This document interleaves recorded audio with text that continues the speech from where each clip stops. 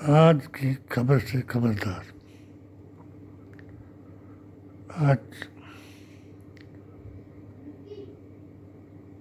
4-5 दिन से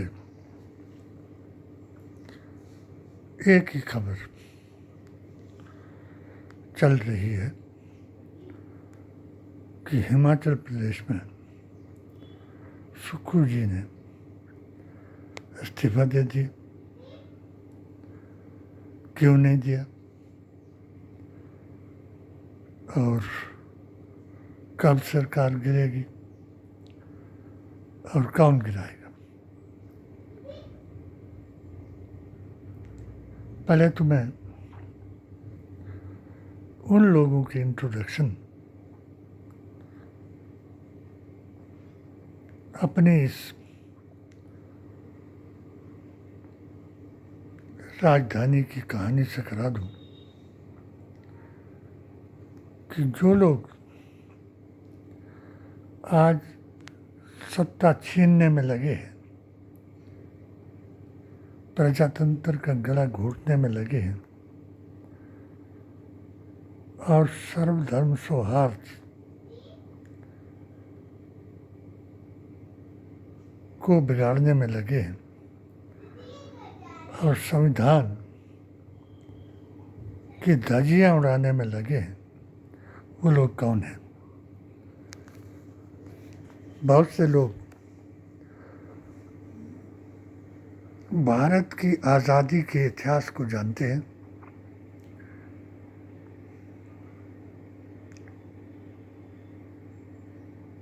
भारत, मगर ये नहीं जानते कि भारत आज़ाद किसने कराया। अगर ये बात कोई कहे कि भारत को आज़ाद कराने में किन लोगों का हाथ था, तो उन्हें बहुत बुरा लगता है जिनकी किताब में, जिनके इतिहास में उन लोगों का नाम ही नहीं है। जब पाश्चात्य संस्कृति ने वैदिक इस्लाम और भारत की शान को तार तार कर दिया, उस वक्त जफर ने ये ऐद किया कि हम सनातन और इस्लाम को इकट्ठा करके इन पाश्चात्य संस्कृति को लाने वालों और वहाबियत के रेंटेड मुल्लाओं की शरिया को रसूलुल्लाह के दीन पर गालिब होने या करने के लिए एक बिगुल बजाया उन्होंने 1857 में।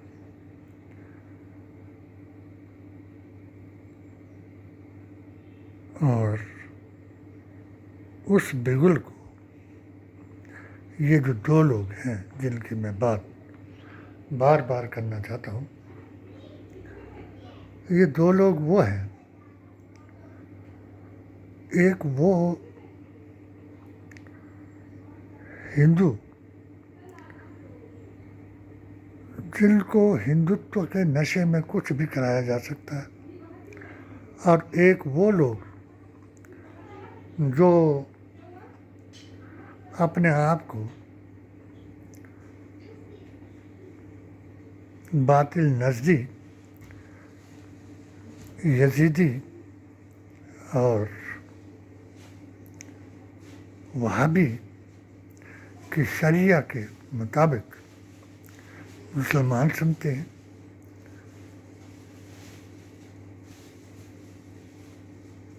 वो लोगों को अंग्रेज ने बुलाया, दो लोगों को, एक मुल्ला को और एक ब्राह्मण को। अफवाह फैलाई गई कि इन कारतूसों में, जिनको आप अंग्रेज़ों को डराने के लिए उनकी फौज से लड़ने के लिए तैयार किए वो, उनमें गाय की चर्बी बता दिया, उस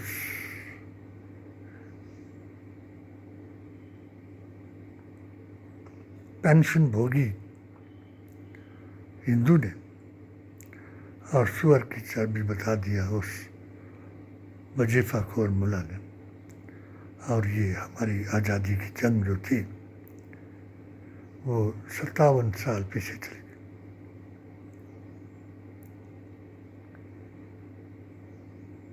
अब जिन लोगों ने इसको आगे बढ़ाना शुरू कर दिया तो वहाँ 1925 में इन पेंशन भोगियों ने आरएसएस को जन्म दिया और वजीफाखोर मुल्लाओं ने शरिया का नाम लिया। अब आगे बढ़ते बढ़ते 4 व्यक्तियों की वजह से भारत आज़ाद हुआ।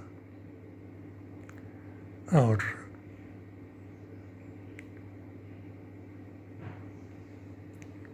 इससे पहले एक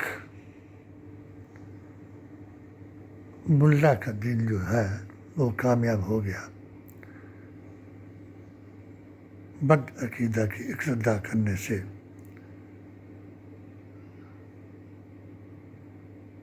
प्रधान पद के लिए जिंदा से देश तोड़ा दिया और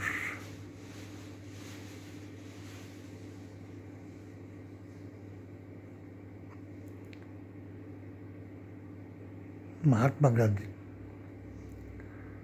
जवाहरलाल नेहरू, सरदार पटेल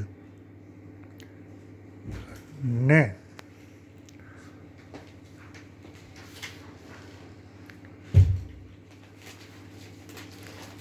भारत में ऐसा संविधान लागू करा दिया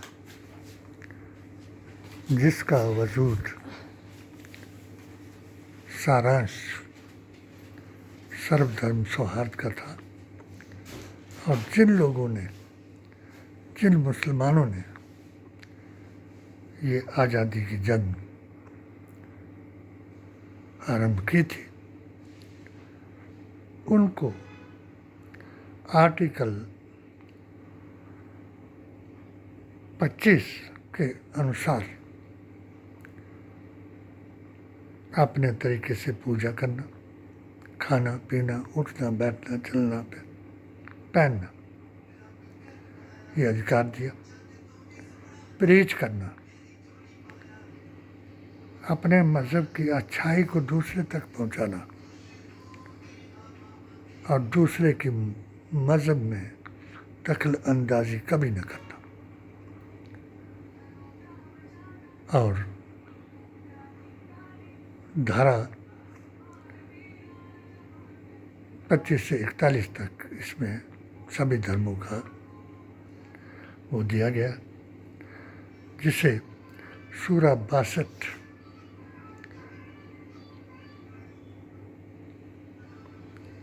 निसा की आयत ने ये बता दिया, किसी भी धर्म का फैसला करने लगो तो उसकी धार्मिक किताब से होना चाहिए। जब मेरा पहला फतवा, हाँ जी,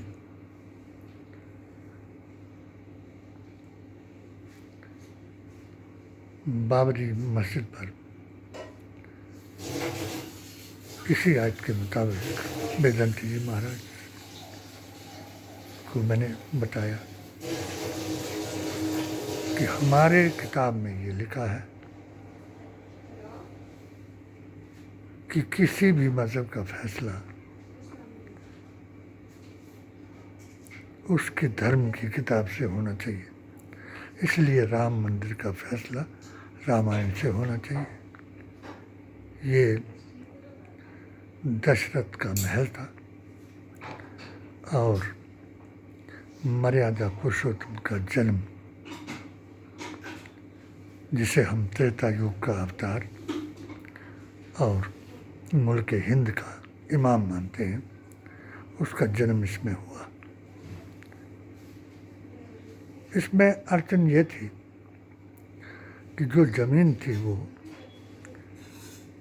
इकबाल अंसारी के बाप के नाम पर थी और उसको, उस ख़ानदान को उलझाए रखा 450 साल तक, क्योंकि कोई मुसलमान ये हिम्मत न कर सका कि इसको तफरका मस्जिद बता सके, जो हमारे सुन्नी सूफी जमात के अकाबिरों ने, वली हिंद पीर तरीक़त ने बताया, और जिस फतवे को मैंने शरे-आम कराया, उस वक़्त जिन लोगों की मैं बात कर रहा हूँ, जिन हिंदू और मुसलमानों की, मुझे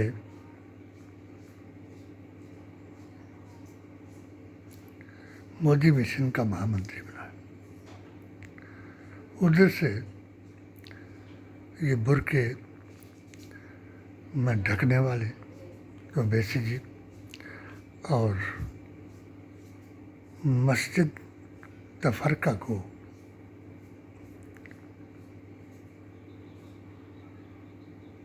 अपने अकीदे के बताने वाले कुछ मुल्ला ने मेरे अगेंस्ट ये फतवा दिया और इनका काम आसान हो गया,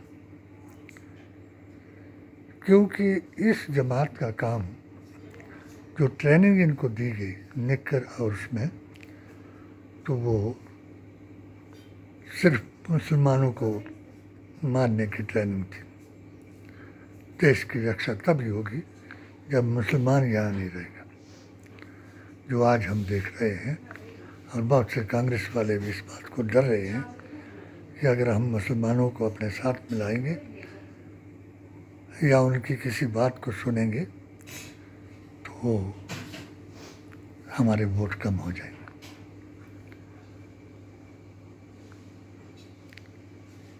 सात कानून और बनाए मोदी जी ने। मैंने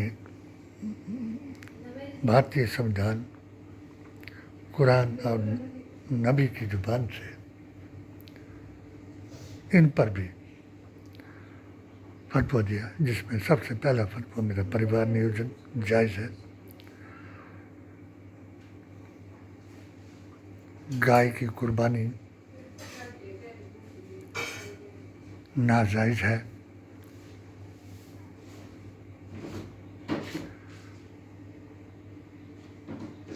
वंदे मातरम, लव जिहाद,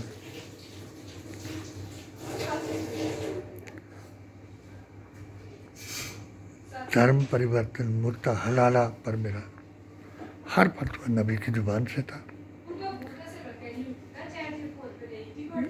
जिसके लिए इन्होंने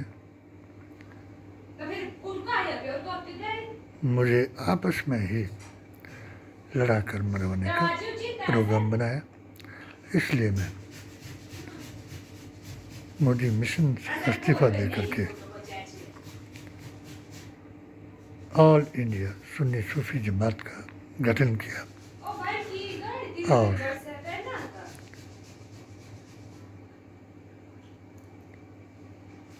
भारत जोड़ो यात्रा में पैगाम मुस्तफा दिया।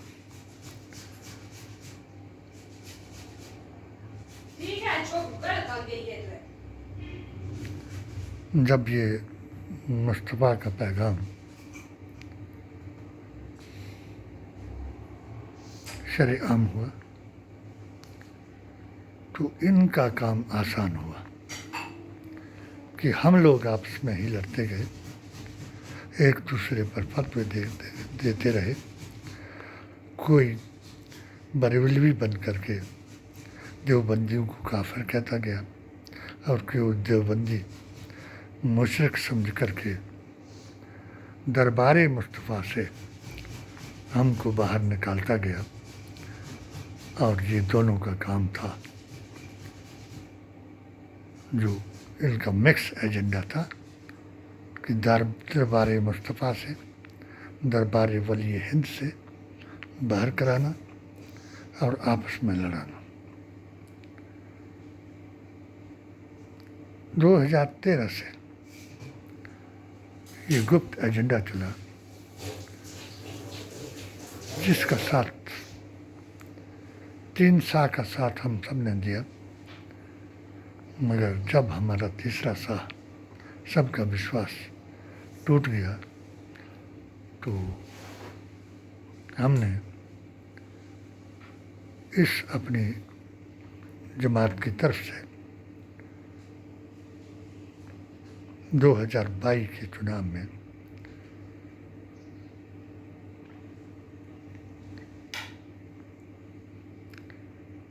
ठाकुर वर्सेस ठाकुर 40 बराबर 40 जमा 20 का फार्मूला दिया और इस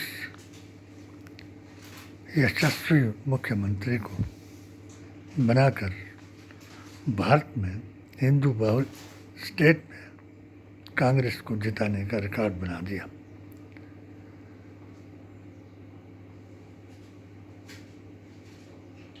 अब जब इंडिया का वो चला, तो हमने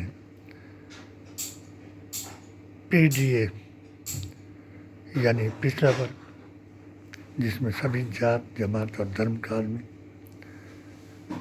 जो मेरे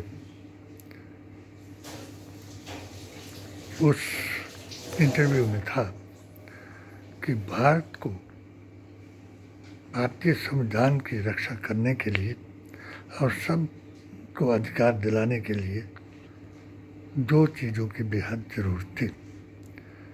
एक जाति गणना, जाति जनगणना, और उसके मुताबिक आरक्षण।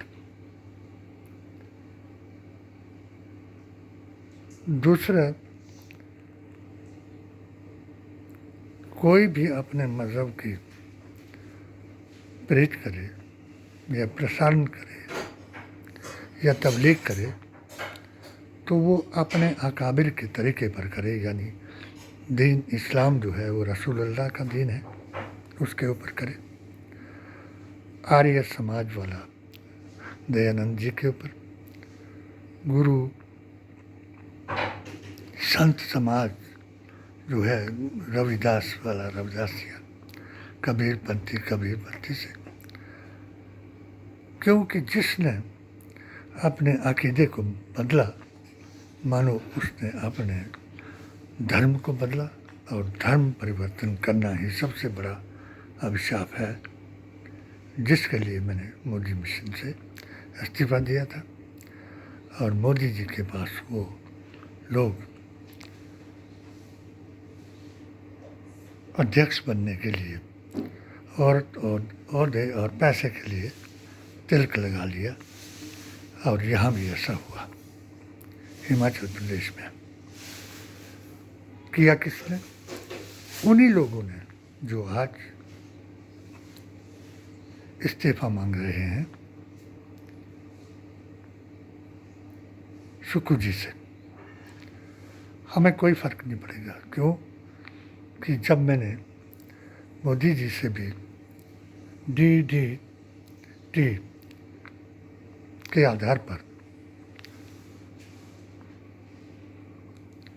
डेमोक्रेटिक डेवलपमेंट ट्रस्ट कि कोई भी अपने मंदिर और मज़ार की मरम्मत के लिए 15% अपना लगाएगा, तो 85% उसको गवर्नमेंट देगी। इस आधार पर मैंने यूसुफ शाह मज़ार नूरपुर, साईं जमाल शाह मज़ार राजपुरा और साईं बाबा कहानी मज़ार 70 का काम। मैं अचानक बीमार हो गया, और यही लोगों की जो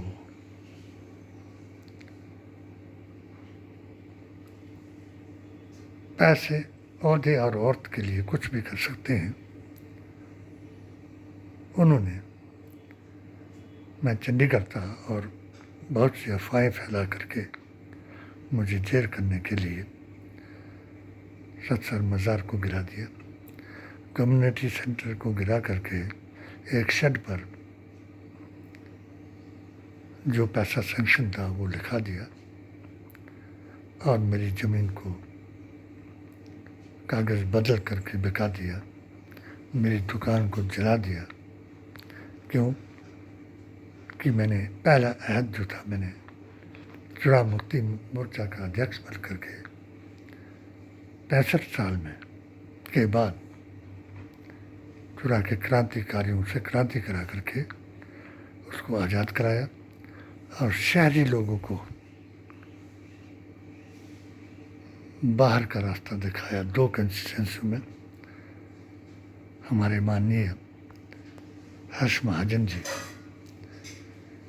को मेरे साथ यही एलर्जी हो गई, मोहन भाई को और विद्याधर के लड़के सुरेंद्र भारद्वाज को, जो मेरे अंदरूनी तौर पर जानी दुश्मन हो गए और जो सुल्ला कुल्ली बातिल जमाते थे और जो रजवाड़ा शाही से इस खानदान के गुलाम थे, उनको अपनी तरफ करके मुझ पर कई हमले करा दिए।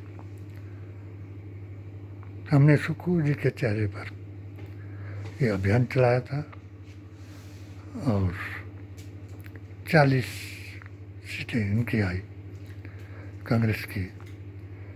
आज वही लोग अपने मकसद के लिए और वक्फ बोर्डों, मुस्लिम तंजीमों के नाम पर भ्रष्टाचार करने के लिए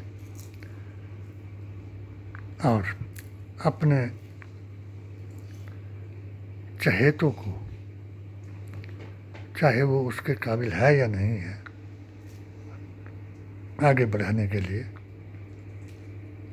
सुखू जी का इस्तीफा उसी दिन से मांगना शुरू कर दिया जिस दिन इनको मुख्यमंत्री बनाया गया।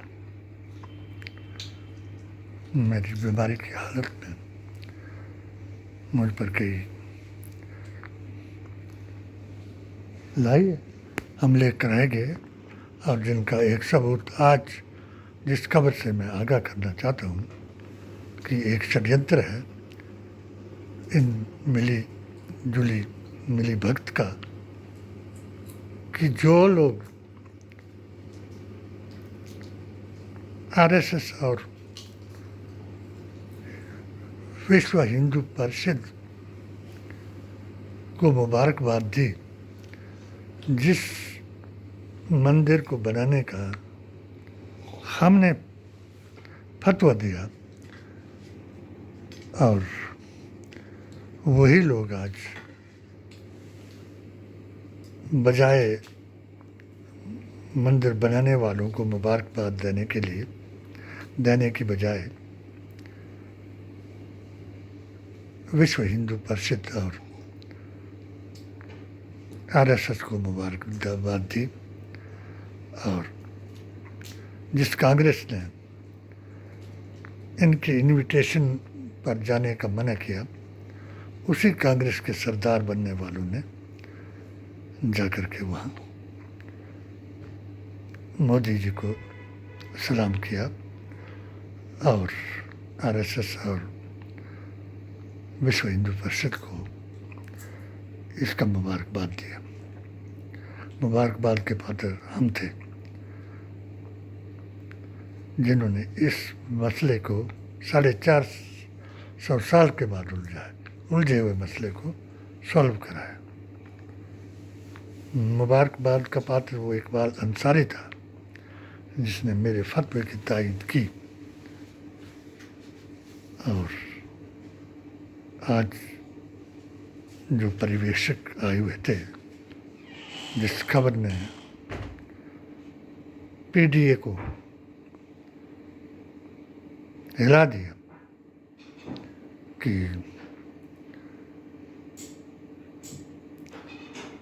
हम सारी उम्र कांग्रेस में रहे।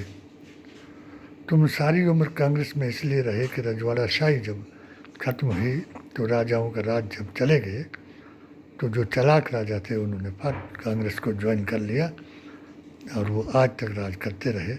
जब अब इनको पता लग गया कि अब हिंदुओं का राज आ जाएगा तो ये बड़े सबसे बड़े हिंदू जो थे वो राजा जो है वो बीजेपी में शामिल होने शुरू हो गए और हो भी रहे हैं। तो जो आज का फैसला जो लोग दे रहे हैं, किसी के चेहरे पर ये चुनाव नहीं जीता गया। ये चुनाव पीडीए ने जीता है, ये चुनाव जनता ने जीता है और मेरी 7 सूत्रीय पेटिशन के अनुसार जिनके मौलिक अधिकारों का हनन हुआ उनकी मेहनत से ये चुनाव जीता गया है और इंडिया को भी वही जिताएंगे। और हमारी समझ के मुताबिक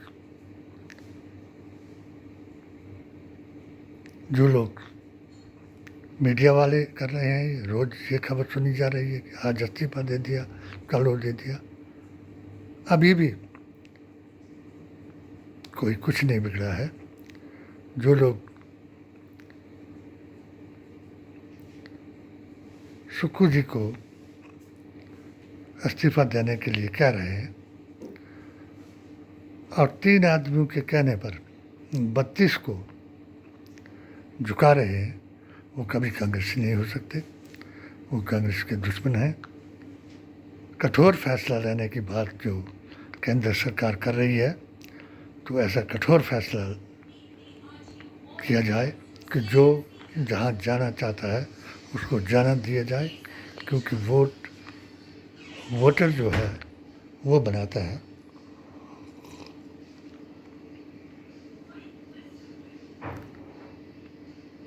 केंद्रीय नहीं बना सकता और कठोर फैसला ऐसा ना दिया जाए। प्रियंका जी को भी मैं निवेदन करूंगा कि जैसा सिद्धू जी बार बार आपके पास आकर के पंजाब में ऐसा फैसला करवाया था जिसकी वजह से चन्नी जी को लोगों ने दूसरा विकल्प ढूंढ करके आगे कराया था, ऐसा ना हो कि आप सुक्खू जी को हटाकर कांग्रेस को हटा दें और बीजेपी को ला दें। ये कानूनी प्रक्रिया से सब कुछ हो रहा है और कानूनी प्रक्रिया से ही इसको सुलझाया जाए। ये प्रजातंत्र है, वोट देने से सरकारें बनती हैं, वोट देने से ही नेता बनते हैं, वोट देने से ही केंद्र बनता है और केंद्र के फैसले करने से कोई वोट नहीं देता। ये यकीन मान लेना। जनता जो है अभी भी इस चेहरे के साथ है और हमने तो अपने JNK के भ्रमण में भी इनका चेहरा वहाँ भी दिखाया और हमें बहुत खुशी हुई कि वहाँ का भी हर एक नेता, महबूबा मुफ्ती, उमर अब्दुल्ला, फारूक, ये तीनों इंडिया के साथ जुड़ा, हमारी बात को माना और उन्होंने अपने देश और अकीदे को पहचाना। हमारा यही कहना है कि इस खबर को मीडिया जो बार बार फैला रहा है और केंद्र से, सरकार से, बीजेपी से, जिस मीडिया को ये पता नहीं है कि प्रतिभा सिंह क्या कह रही और विक्रमादित्य जी कहाँ हैं, किससे बात कर रहे हैं, तो वो सुक्खू जी के बारे में कैसे जानते हैं कि उन्होंने इस्तीफा दे दिया और दे रहे हैं और दिला देंगे। इस खबर से सब खबरदार हो जाए और हमें इस